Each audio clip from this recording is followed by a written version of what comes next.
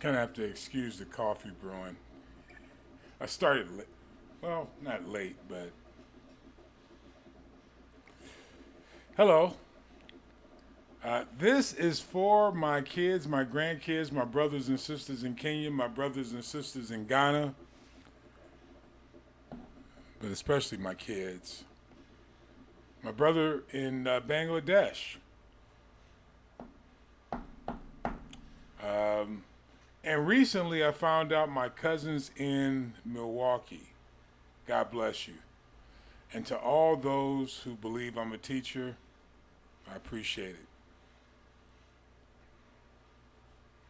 I'm going to go over the rest of Deuteronomy 24 very quickly in reading it, but I still want to give kind of explain it before I go into it, because it comes across as various laws or rules, statutes, and judgments, ordinances. But there is a string in them. And I'm going to go ahead and tell you what the string is ahead of time. It's how we treat each other. It's how we treat each other. It's how we deal with imbalances in our community. It's our responsibility to involve different, I want to say, levels or areas, different professions in our community. The judges, the general community themselves, the leadership. And at this point, there was a Levitical, or not Levitical, but, well, I guess Levitical.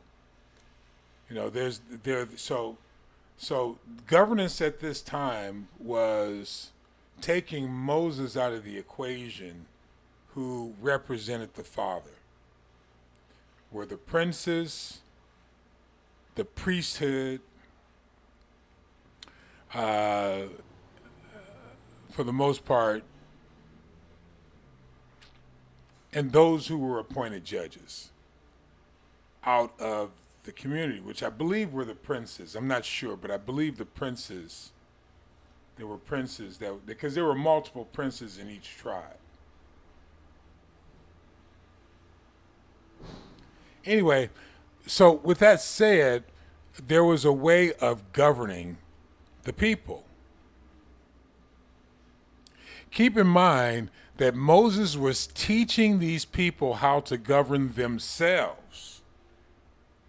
Or, if you will, the Father was teaching them how to govern themselves by respecting these different offices, the judges, the princes, the priesthood.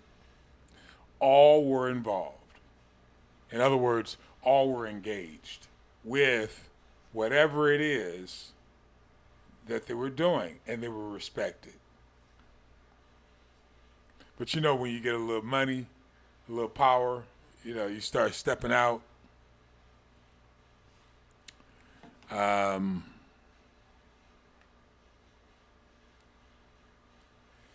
Anyway, so with that said, and understanding that, you know, the thread, the common thread in this can't be forgotten. In other words, it's for you to be treated with this type of grace and mercy and judgment, but it's also for you to treat others that way. A community that doesn't hold responsible the people, and the people who can't hold responsible the leaders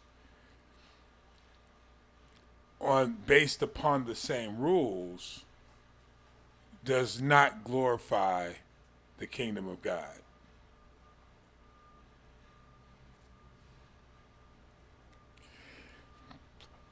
The reason why, well, not the reason, it's important to also remember that these people were coming from a place a generation later, 40 years later.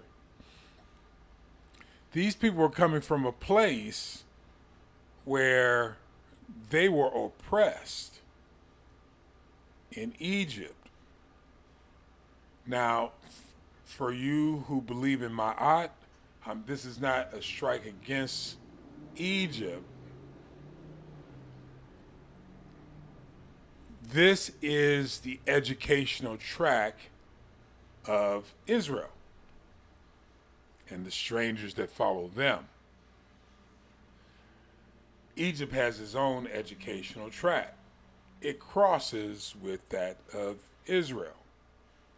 Egypt is also one of the sons of Noah. So those who want to pit us against each other are foolish. This was about the deliverance of the Israelites who were taken advantage of.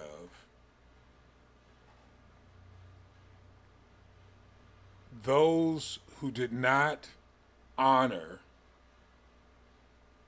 those basics we talked about, the history of the Israelites. And keep in mind, the Israelites have a history of not honoring either.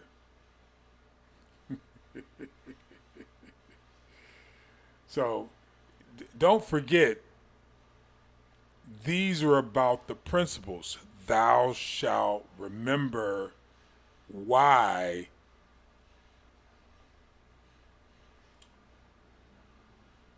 man, I want you to see it from my point of view so bad. I want to restate things different ways so that people can kind of understand it or catch it from different angles. It's all about glorifying God. When Joseph went into Egypt, he glorified God. In other words, he governed, because he was the governor, put in place by the Pharaoh, he governed based upon the principles of God that he had learned.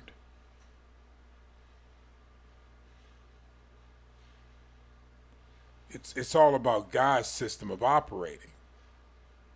That's what brings prosperity. Long lasting.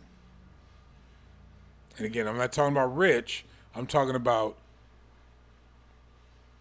and I'm trying to overcome the individualism of the United States of America in 2024. So you have to bear with me. I'm going over these things over and over again, but I'm trying to get the individualism out of the heads and the hearts of those who believe that it's all about them succeeding, regardless of what happens to their community.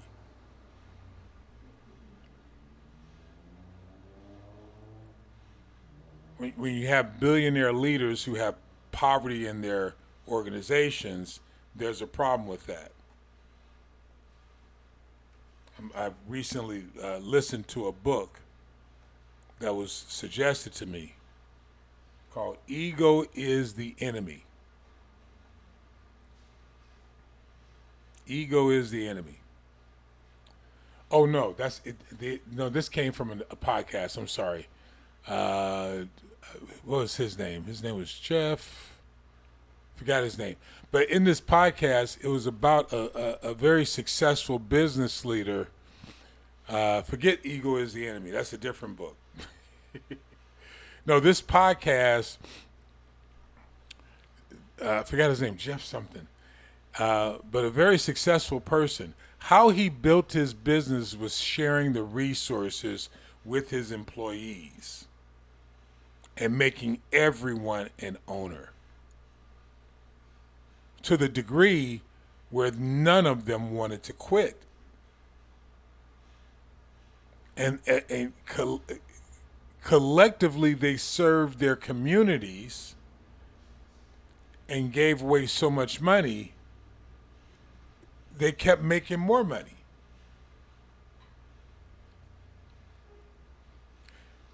When the community doesn't understand,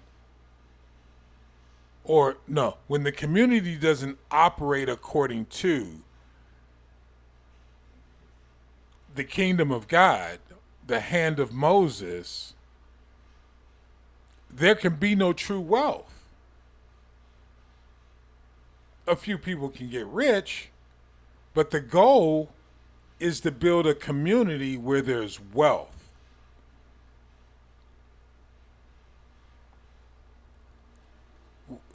where everyone is helping everyone else with their goals, with their visions, because collectively it builds up the community that they're involved with.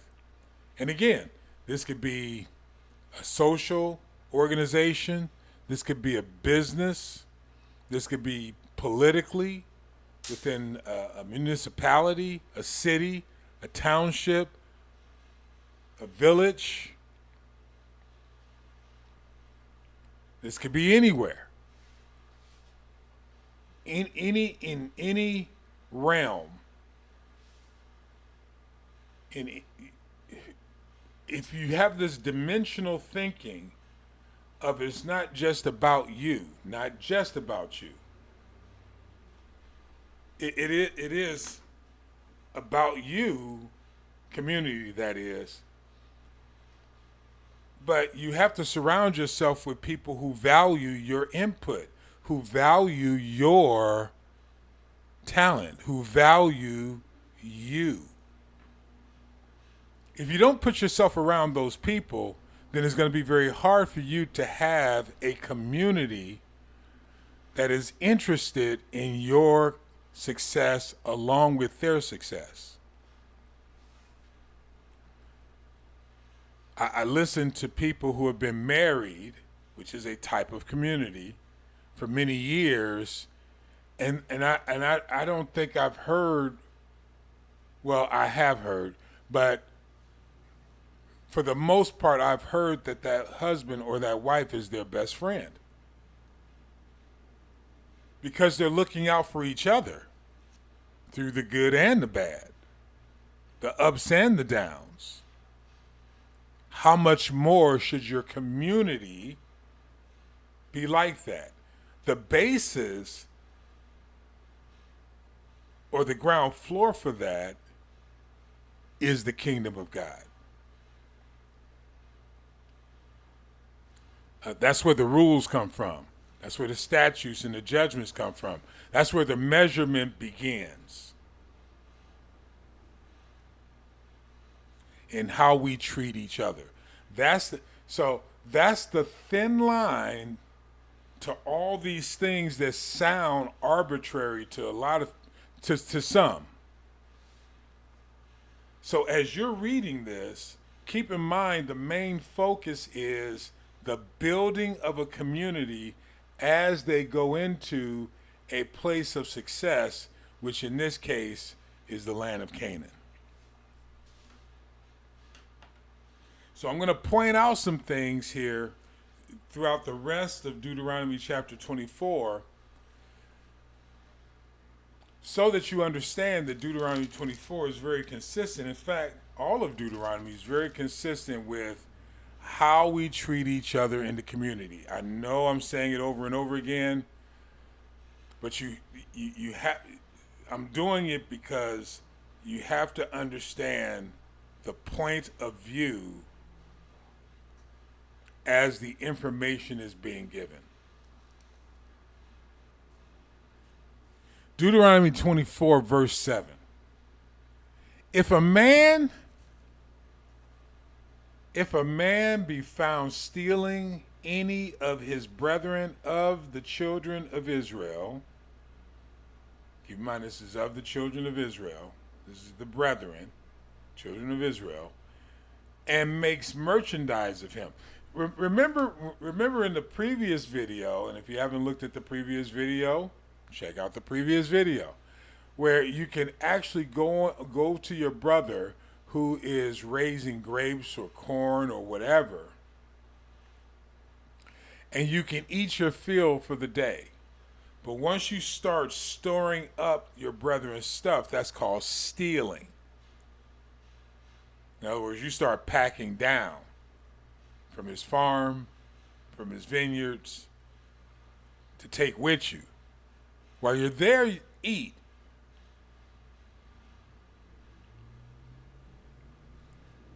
But you don't go into your brother's house or your sister's house or whatever and start taking their resources so that you can sell. You're a thief.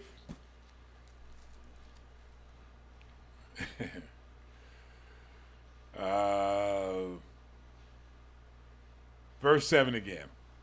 Of the children of Israel, making merchandise of him or selling him, then that thief shall die, and thou shalt put evil away. Keep in mind, every time you hear die, death, you're going to hear 40 lashes here. Listen, this is Old Testament language. You have to see the type and shadow in this. Die means you're no longer a part of the community, because you're a thief, an unrepentant thief. You had to be caught.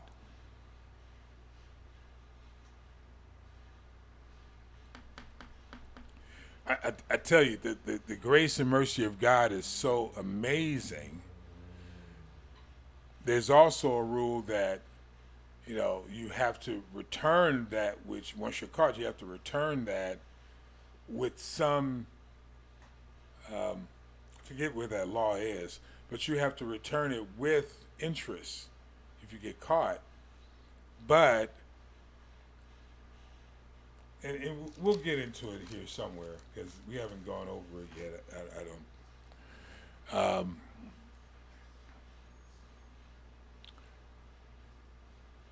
But there are cases when you have to eat.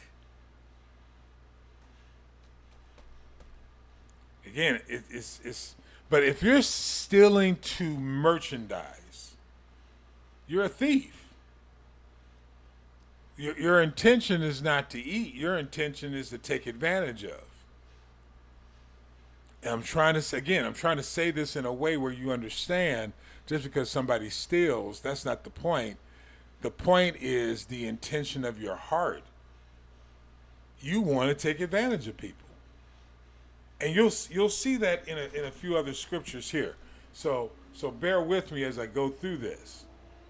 Because listen, this is not about the outward actions, this is about the inward condition of your heart. Yeah. Verse 8, take heed in the plague of leprosy that thou observe diligently, and do according to all that the priests, the Levites, shall teach you, as I commanded them, ye shall observe. Remember back in the day, this is back in the day. Remember back when, where they separated the people with leprosy and put them outside the camp, and then the Levites would go check on them. And when they were clean, they were welcomed back into the camp. Today, and I don't know every community, but in a lot of church communities, that's not so.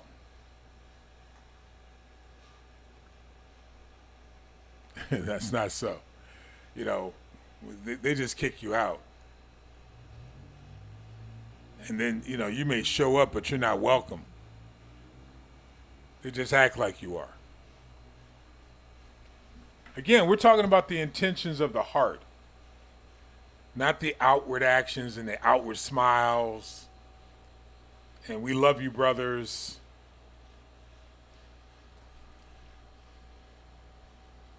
Do according to all that the priests, the Levites, shall teach you, as I command them, ye shall observe. Verse 9.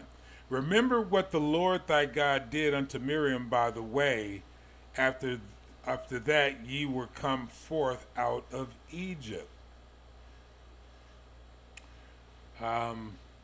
Anyway, I can't go into that, when she was struck with leprosy. Anyway, verse 10. When thou dost lend thy brother anything, thou shalt not go into his house to fetch his pledge, thou shalt stand abroad, and the man to whom thou dost lend shall bring out the pledge abroad unto thee. And if the man poor, thou shalt not sleep with his pledge. In other words, don't hold it against them. Don't wake up every day thinking that Negro owes me money. You know, intentions of the heart. I sometimes I talk to people and they don't bring it up, but they make point of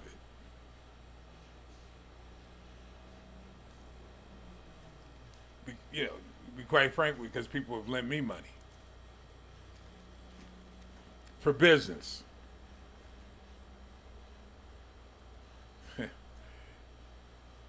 Verse 12. I'm sorry, verse 13. In any case, thou shalt deliver him the pledge again when the sun goes down, that he may sleep in his own raiment, and bless thee, and it shall be righteousness unto thee before the Lord thy God. Verse 14. And I'm running through this real quick because, again, I want to get through this. Thou shalt not oppress a hired servant poor and needy, of thy brethren or of thy strangers that in thy land within thy gates. You know what oppress means? And we talked about this before. Take advantage of. Give them less than. Because they need it. And he says this, verse 15. He says, at his day thou shalt give his hire, neither shall the sun go down upon it, for he poor, and sets his heart upon it, lest he cry again against thee unto the Lord, and it be sin unto thee.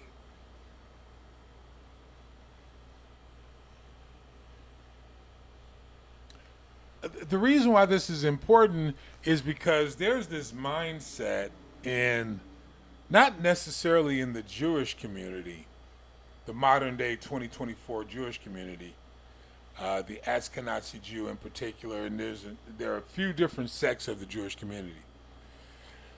But there's this mindset that we're to shop everybody, get it for the lowest price. I remember doing some work for this nonprofit organization where I was charging a particular fee for a particular thing, and the person stopped doing business with me because they can get it cheaper. They weren't concerned about my well-being or anything else. They were just concerned about getting it cheaper. And the cheaper was cheaper, and the product, to be quite frank with you, was pretty good.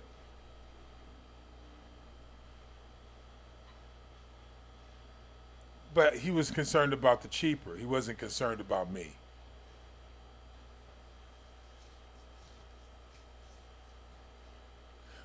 How we treat each other, we don't see that we have a responsibility one for another, because in our thinking is, I got what I got, now you go get what you get. This is the 20th century church. And we're in the 21st century now. We're going to root all of that out. The self-destructive behavior of a community that just sees doing good for themselves, even though they're oppressing the very members of the organization they say that they're building up. They're not building up the organization, they're building up their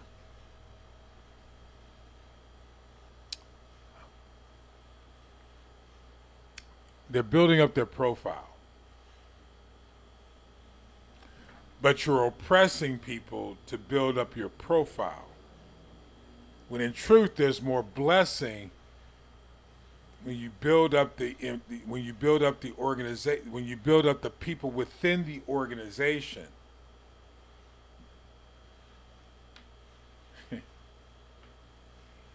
But if you're more focused on the organization than you are on the people that make up the organization, then there's oppression.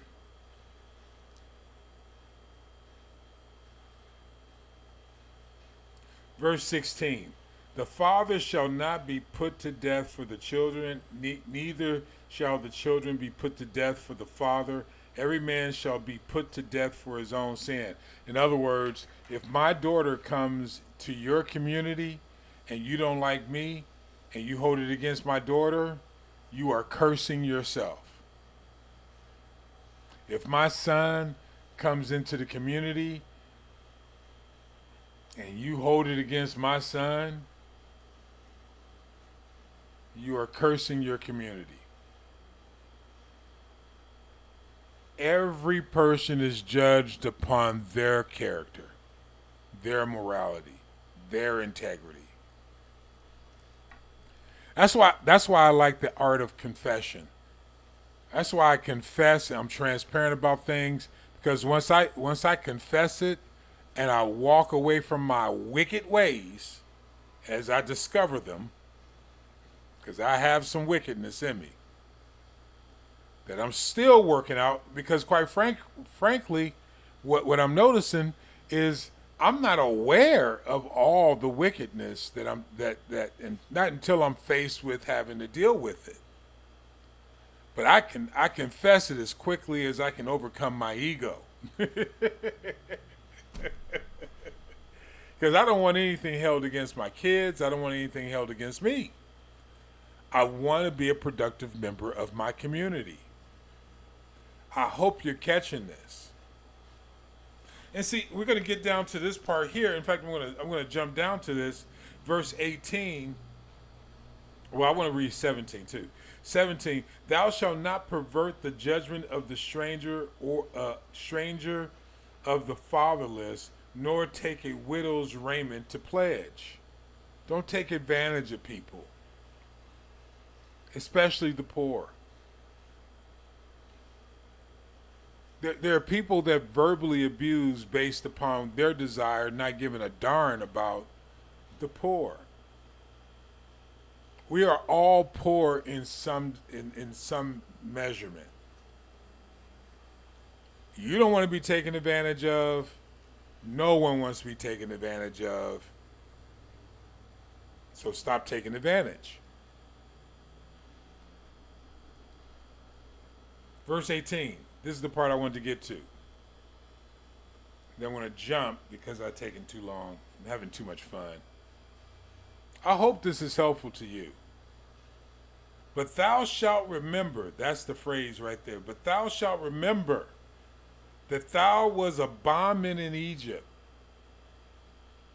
In verse 22, and thou shalt remember that thou was a bondman in the land of Egypt. Therefore I command thee to do these things.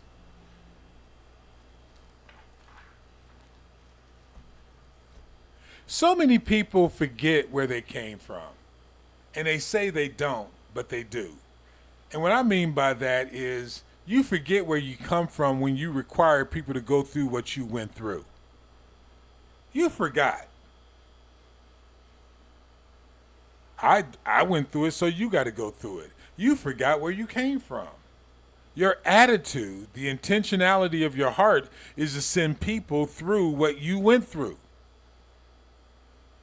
as though that's a requirement to receive blessings.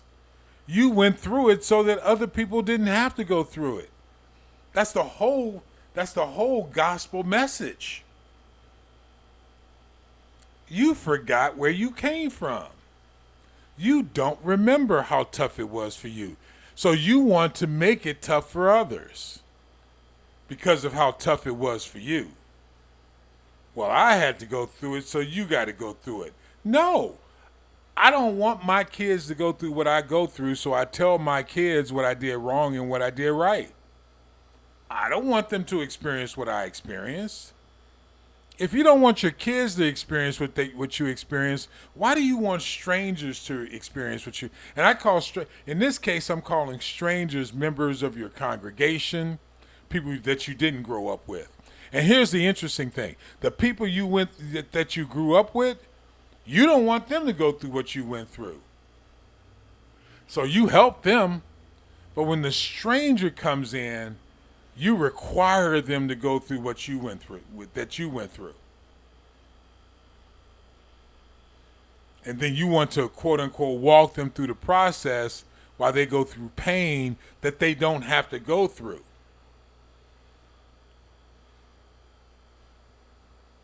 You don't remember. You don't remember the work that your mother put in to get you where you were. You don't remember the work that your mentor put in to get you where you were. You don't remember the work that your father put in to get you where you were. You don't remember. You can't possibly remember if you want to drag somebody else through that process. The whole idea behind the gospel message is the idea of grace and mercy, forgiveness, and being washed by the blood of the Lamb and the word of his testimony so that we can save you the grief.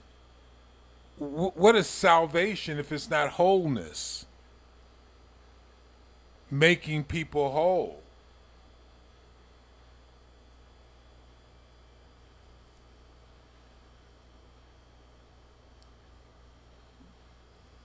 You know, what's the point of walking over a man in the street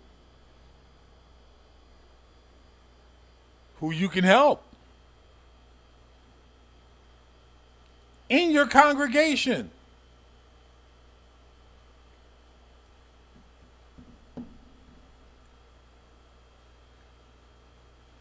You know, what's the point of not giving seed to the sower,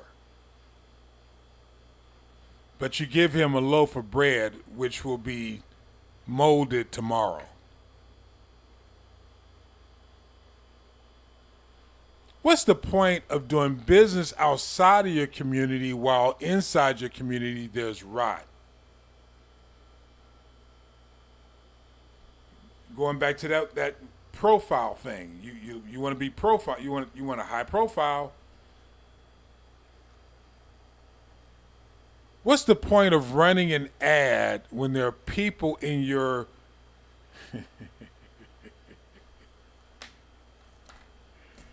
Yeah, I'm gonna get real close to home here, so I'm gonna leave it alone. But you flat out forgot. You forgot where you came from. You forgot. You look at those who have less than you and you feel sorry for them, or you don't feel sorry for them, but you don't want to engage.